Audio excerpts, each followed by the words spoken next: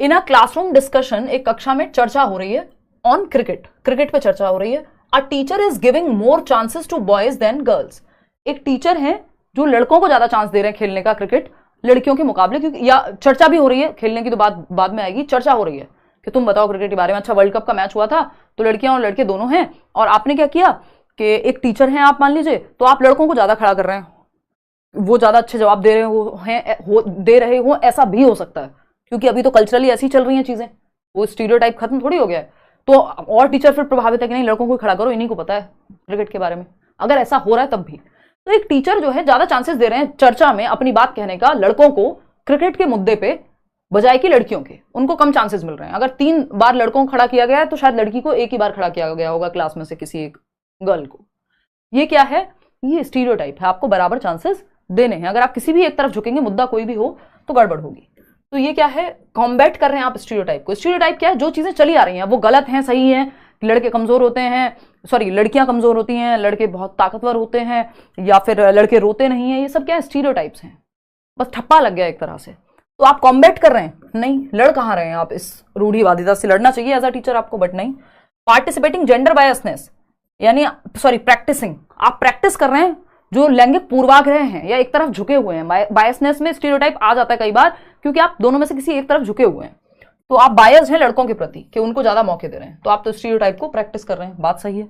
Ensuring gender equality, बराबरी कहां देख रहे हैं आप? यहाँ स्टीरियोटाइप को ब्रेक कर रहे हैं, कहां ब्रेक कर रहे हैं? आप कहते कि हम लड़कियों को ज्यादा मौका देंगे इसमें, तो एक बार को हम कह सकते थे, हालांकि इस चीज में दोनों को मौका मिलना चाहिए था।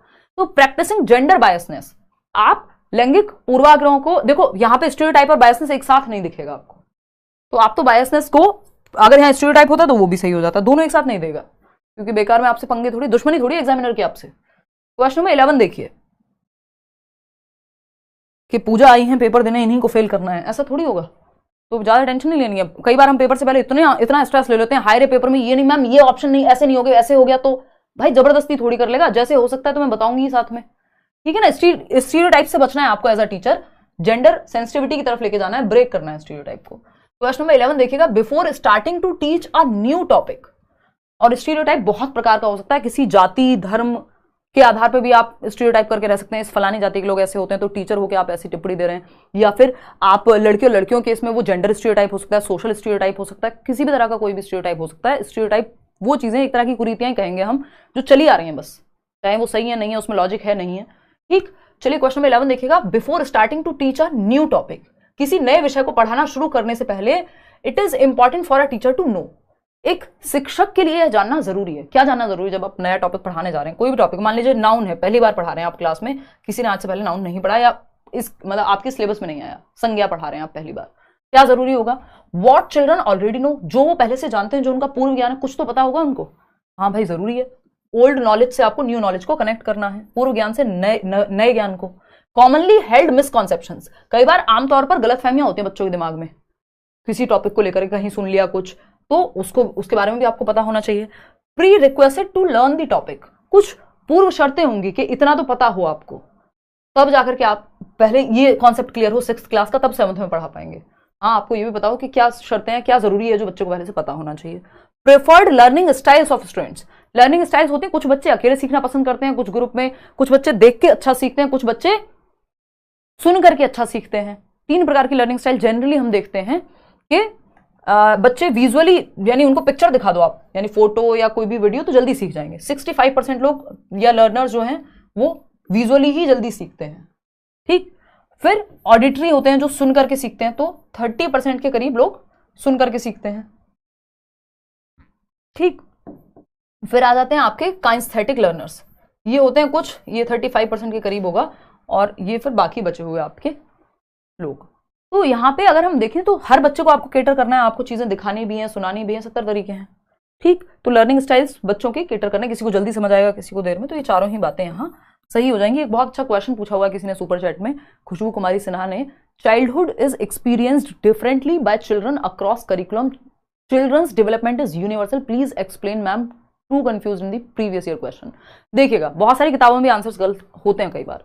तो childhood is experience differently by different people या फिर इन डिफरेंट कल्चर्स, ये बात एकदम सही है।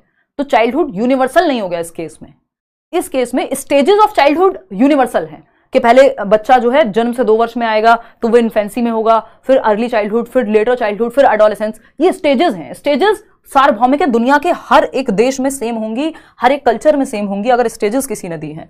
तो stages of childhood is universal.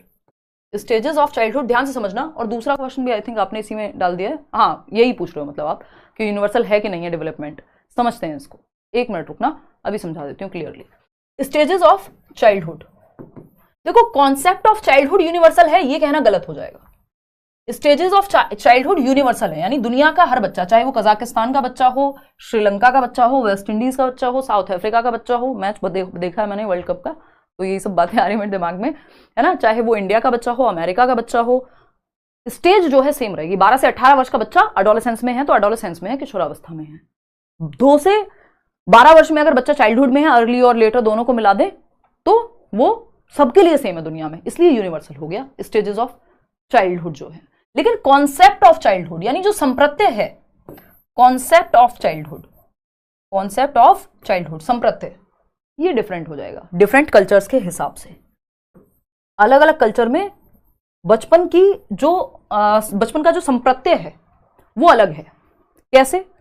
आपके घर का 6 साल का बच्चा, उसको दूध हाथ में मिलता है, पापा स्कूल छोड़ करके आते हैं या बस आती है, वैन आती है, वॉटेवर। एक बच्चा जो रोड पे बलून बेच रहा है, उसके पैर में चप्पल भी नहीं है, बस में भी खुद भाग के चढ़ जाता है, 70 चीजें, शाम को घर पे खाना भी लेके जाएगा, कभी स्कूल में कोई किसी एनजीओ के थ्रू मौका मिला, मिल पाया, पढ़ पाए, नहीं तो नहीं भी होता, जबकि उसकी उम्र भी 6 साल है, आपके बच्चे की भी। लेकिन क्या बचपन सेम तरह से एक्सपीरियंस हो पा रहा है? Childhood is experience differently in different cultures. ये तो मैंने आपको सेम कल्चर में एग्जाम्पल दे दिया। और डिफरेंट कल्चर्स में कहीं पे अगर हम जैसे ये बहुत आपको एनआईएस की किताबों में मिल जाएगा कि इवन प्यूबर्टी को लेके कि फीमेल्स में जो गर्ल चाइल्ड है मान लीजिए, जब वो प्यूबर्टी हिट कर रही है तो मेंस्ट्रुएशन साइकिल पे कई जगह पे सेलिब्रेशन है, कई जगह पे उस चीज को थोड़ा शेम की तरह देखेंगे, या ऐसी बहुत सारी चीजें आपको मिल जाएंगी। अलग अलग कल्चर में अलग अलग तरह से चाइल्डहुड को देखा जाता है, ये बिल्कुल सही बात है। लेकिन स्टेजेस ऑफ चाइल्डहुड जो है यूनिवर्सल है। तो कॉन्सेप्ट ऑफ चाइल्डहुड अलग अलग कल्चर में ये सोशियो कंस्ट्रक्टिविस्ट लोगों के हिसाब से है, रचनावादी लोग जैसे वाइगॉस्की हैं, इस तरह के लोग जो कल्चर को या सोसाइटी को बहुत महत्व देते हैं। जो अगर आप सिर्फ नंबर्स के हिसाब से देखें, स्टेजेस के हिसाब से, तो यूनिवर्सल है। या जो प्रिंसिपल्स ऑफ चाइल्ड डेवलपमेंट हैं वो यूनिवर्सल हैं, जो विकास के सिद्धांत हैं वो दुनिया में सेम है। ऐसा नहीं है कि पहले बच्चा दौड़ना सीख जाएगा बाद में चलना सीखेगा, सेम है।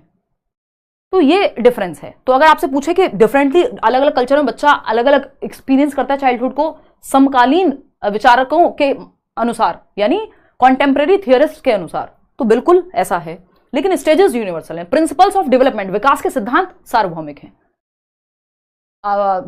चाइल्डहुड को या किसी स्टेज को एक्सपीरियंस अलग अलग कल्चर में अलग अलग तरीके से किया जा सकता है, वो सबके लिए सेम नहीं है। तो इस बात को प्लीज ध्यान रखें। 2-3 बार क्वेश्चन पूछा जा चुका है और इसमें बहुत लोग फंसते हैं, इवन बुक्स से लेके टीचर्स तक बहुत गलती करते हैं इसमें। और ये मैंने प्रीवियसली कराया हुआ है, आप मैराथन भी देखेंगे तो उसमें शायद मिल जाए। क्वेश्चन नंबर 12 देखना फटाफट से। क्वेश्चन नंबर 12 देखिएगा, for children who are in concrete operational stage teachers should not. Concrete operational पे आ जाएगी 7 से 11 वर्ष, मूर्त संक्रियात्मक अवस्था। तो टीचर्स को क्या नहीं करना चाहिए इस उम्र के बच्चों के लिए, फटाफट से बताएंगे। Give seriation task, seriation task, seriation तो आ ही जाता है, यानी बढ़ते क्रम में या घटते क्रम में लगाना, तो ये तो करना चाहिए। गिव कॉन्क्रीट रिसोर्सेज, जिनको टच फील किया जा सके, बिल्कुल करना चाहिए। Give problems that require abstraction, अमूर्त चिंतन अभी नहीं आया बच्चे में, वो आएगा फॉर्मल ऑपरेशनल में, इसके अगली स्टेज में 11+ ईयर्स पे। हाँ, ये नहीं करना चाहिए, जो गलत है वही सही है, क्योंकि पूछा ही गलत था।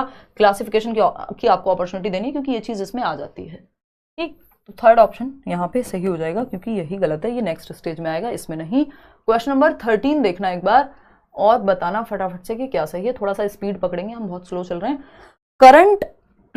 Current psychological theories of emotion conceptualise the relation between cognitive and emotional processes. एक क्वेश्चन आता ही है कॉग्निशन और इमोशन पे, मैंने एक एक टॉपिक को सिलेबस से उठाया है, उसके क्वेश्चंस को लिया है, तो पूरा सिलेबस आपका रिवाइज हो जाएगा।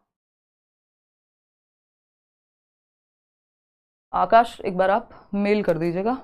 और मुझे बहुत अच्छा लग रहा है कि आज मेरी हालत उतनी ख़राब नहीं हो रही है ये सेशन लेते हुए, जबकि 50 मिनट हो ही गए, जितनी मैंने पिछले 2 महीने में 3-4-5 बार ट्राई किया है और मेरी बैंड बज जाती है, मैं क्लास लेने आती थी। तो अब तबीयत सुधर रही है, ये पता लग रहा है इस बात से।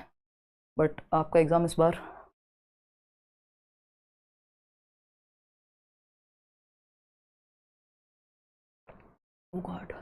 देखिए, एक बार बताइएगा, रीड प्लस पे के लिए बताएंगे। एक्स्ट्रापोलेटिव क्वेश्चंस होते हैं जिन पे चिंतन करने का मौका मिले आपको। सीटेट एग्जाम पोस्टपोन हो गया, जस्ट अभी न्यूज है यार, ये बकवास है ये सब, ऐसी बातें करते हो यार, फालतू में लोगों को परेशान करते हो। वो लर्नर जो मेहनत कर रहे हैं रात और दिन, आज तक तो ऐसा हुआ नहीं है कि पेपर पोस्टपोन हो गया हो ऐसे अचानक से, ठीक है ना।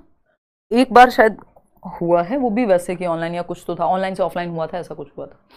और ऐसे आउट ऑफ नोवेयर नहीं होता इतना। सीटेट रोज रोज बदलाव नहीं करता, टाइम पे रिजल्ट देता है, टाइम पे एडमिट कार्ड आएगा, टाइम पे सारी चीजें होंगी।